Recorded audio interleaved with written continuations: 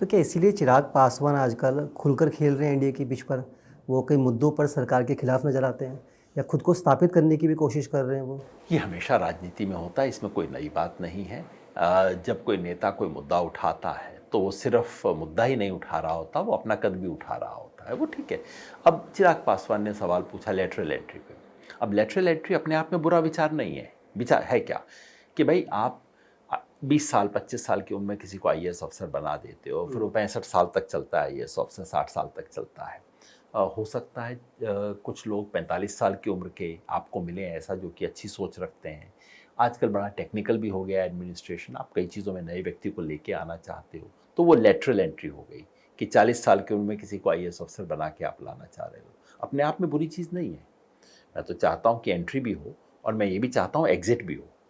ये जो 20 साल की उम्र में बन गया, 40 साल की उम्र तक पाते आते सबको लगा भैया बनने के काबिल नहीं था, बहुत अच्छा एक एग्ज़ाम आपने पास कर लिया लेकिन आपके बस का नहीं है सरकार चलाना, उसको ज़रा बाहर का रास्ता भी दिखा देना चाहिए, बहुत बुरी बात नहीं है। गड़बड़ जो हुई वो ये कि इन्होंने इसके बहाने पूरे रिजर्वेशन को बाईपास करने की कोशिश की।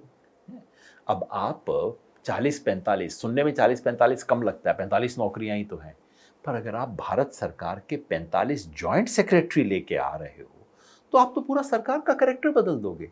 टोटल 150-200 लोग एक बैच में होते हैं, 150-200 में 45 आपने नए डाल दिए, 150 के ऊपर 45 डाल दिए, तो आप तो 1/3 लोग नए ले आए और उसमें से एक भी रिजर्व नहीं। तो आप तो बिल्कुल जो रिजर्वेशन का सिस्टम, सामाजिक न्याय की जो प्रचलित व्यवस्था है, सारी व्यवस्था को आप ख़त्म कर रहे हो।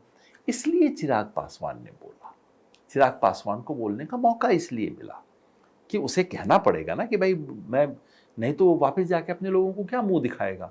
अरे तुम मंत्री थे, ये हो गया, 45 जॉइंट सेक्रेटरी ले आए बिना रिजर्वेशन के और तुम चुपचाप देखते रहे, वो क्या जवाब देगा। पर अब ये भी कहा जा रहा है कि सरकार ने इसको वापस लिया और उसमें रिजर्वेशन की बात कही है, तो कहीं ना कहीं इसे भी मास्टर स्ट्रोक बताया जा रहा है बीजेपी का और मोदी सरकार का। ये तो इस देश की पत्रकारिता है। मोदी जी जब यूँ चलते हैं तो कहते हैं देखिए क्या शानदार गाड़ी ड्राइव करते हैं, फिर वो आधे रास्ते में यूँ मुड़ जाते हैं तो लोग कहते हैं क्या दिशा बोध है, अरे वाह क्या बात है। तो वो तो पत्रकारिता का स्तर इस देश में आ गया है कि हर चीज़ मास्टर स्ट्रोक ही होती है मोदी जी का। लेकिन सच ये है कि बिना सोचे हुए फैसला कर लिया था, 3 दिन बाद पता लगा गड़बड़ हो गई है। और पहला ज़माना होता तो कहते कोई बात नहीं, गड़बड़ हो गई है, कोई बात नहीं, आगे चलो, मोदी है चलेंगे। अब थोड़ा पता लग गया है कि सरकार कैसे चलती है, तो बाकी लोग भी खींचते हैं। और ये जैसे मैंने पहले कहा है, बहुत अच्छी चीज़ है ये होना। इसका मतलब है कि देश में कुछ संतुलन आ रहा है, इसका मतलब है कि देश में बैलेंस आ रहा है। नहीं तो गलत निर्णय आप ले सकते हैं। अब वो किसान आंदोलन वाले पे 13 महीने तक अड़े रहे। अगर गठबंधन की सरकार होती तो 13 दिन में कोई बता देता, जरूरत नहीं पड़ती इसकी करने उनको की। बता देता मोदी जी क्या उल्टे काम जी। के अंदर फंसे हो, चुपचाप से वापस लो, घर बैठो, है ना। तो अच्छी चीज़।